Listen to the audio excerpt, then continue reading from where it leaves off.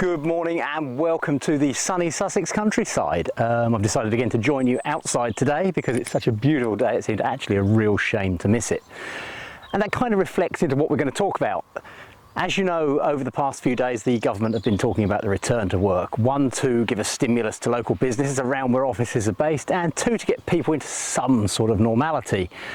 And I have a feeling that's going to be, for some people, easier said than done. Don't forget, we've been locked in our boxes or our houses for months and months and months.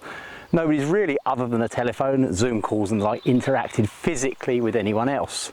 Within our offices themselves, there's going to be some quite strict, I suppose you'd say, hygiene measures in terms of hand sanitising, potentially some areas, masks, etc, etc. We all know what's expected of us, give or take, because of the advice we've received.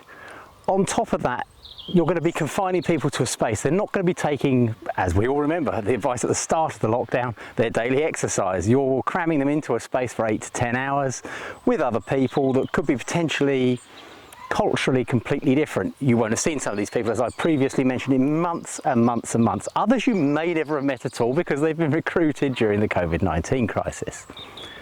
HR departments, I hope you are listening. Managers, I hope you are listening. Directors, even more so, I hope you are listening. This is going to be a massive cultural change. Whilst some people won't go back to work as we think of it, they'll be in rota systems.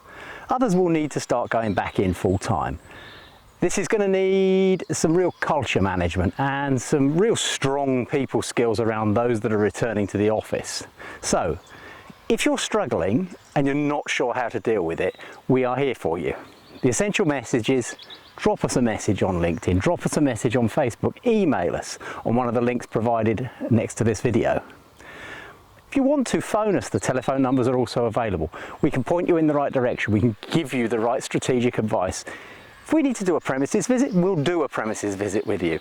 What we want is happy and equal transition across your workforce in the best way possible. This is not going to be easy.